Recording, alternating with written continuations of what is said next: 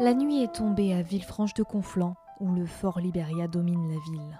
Au perché, cette sentinelle construite par Vauban en 1681 n'en a pas fini de donner des sueurs froides à ceux qui la visitent, à commencer par les City Reporters qui ont accompagné l'équipe de Enquête Recherche Paranormale 66 pour une de leurs enquêtes. Un monument possédant le plus long souterrain au monde et abritant la salle des sorcières. Un passé douloureux que l'équipe de ERP, guidée par Pascal, tente de comprendre. Nous enquêtons dans des lieux publics ou privés afin de déterminer l'existence des phénomènes paranormaux. Quand nous arrivons sur les lieux, nous faisons un premier tour de chauffe avec divers appareils afin de tester l'atmosphère du lieu.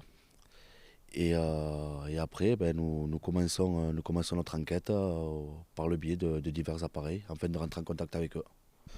Les appareils les plus courants sont les détecteurs EMF, qui signifie détecteur de champ électromagnétique. Nous avons des dictaphones, nous avons des ghost box, des lumières infrarouges.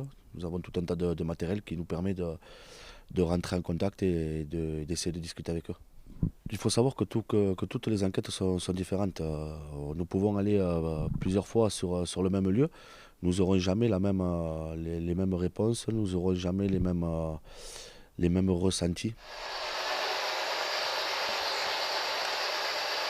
Est-ce qu'on peut savoir comment vous appelez, s'il vous plaît?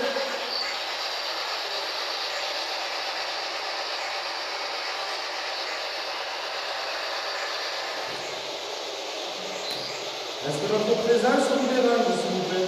Nous sommes aujourd'hui au fort Liberia, à Villefranche-du-Conflans. Nous savons sur ce lieu qu'il y a des souterrains, il y a des sous-sols, donc où on va l'enquêter tout à l'heure. Nous avons la prison des sorcières aussi. Et on va essayer de capter le plus de preuves possible ce soir. Et du coup, c'est pas la première fois que vous venez ici, c'est ça? Non, ça doit faire la 5e ou 6e fois que nous venons. Et comment ça se passe d'habitude? Savoir à quoi un peu le téléspectateur, et moi surtout, on doit s'attendre. Non, normalement ça devrait bien se passer. Après, avec les phénomènes paranormaux, on peut pas savoir. Ça peut être calme comme ça peut partir de suite, quoi. Alors on va descendre un peu plus bas. Ouais. On va pas se les faire tous. Non, je sais pas. Est-ce que vous pouvez me dire combien êtes-vous?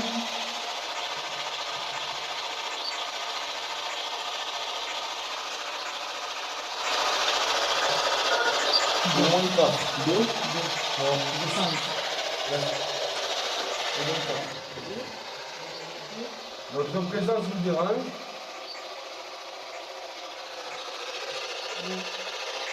Est-ce qu'on peut communiquer avec vous, s'il vous plaît?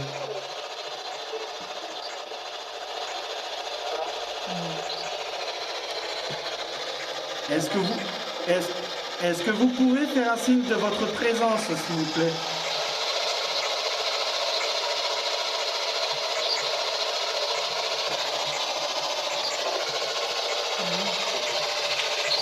Est-ce que...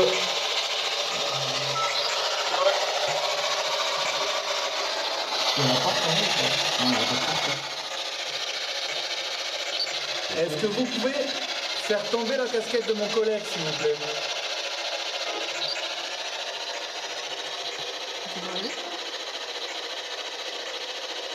Quelle est ta définition du paranormal? Le mot le plus approprié qui s'adapte aux phénomènes paranormaux, c'est chasseur de fantômes.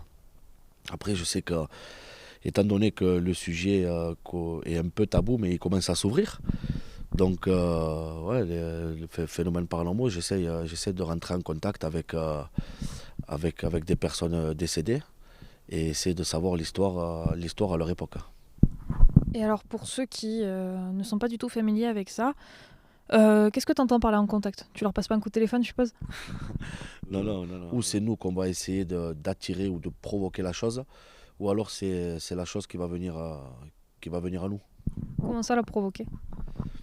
Par exemple, le moyen de l'SB11 qu'on a, c'est un système de questions-réponses en direct. Je vais dire, donc je vais poser diverses questions. Et s'il y a vraiment quelqu'un parmi nous, on l'entendra parler. C'est un système de radio inversé en fait. C'est sur le balayage des fréquences, en continu, donc sans s'arrêter. Et on arrive à déterminer des mots, des phrases, afin de pouvoir rentrer en contact avec eux.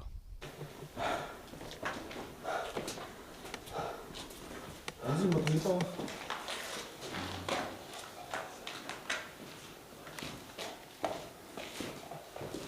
Est-ce que les femmes qui ont été emprisonnées ici peuvent se manifester, s'il vous plaît?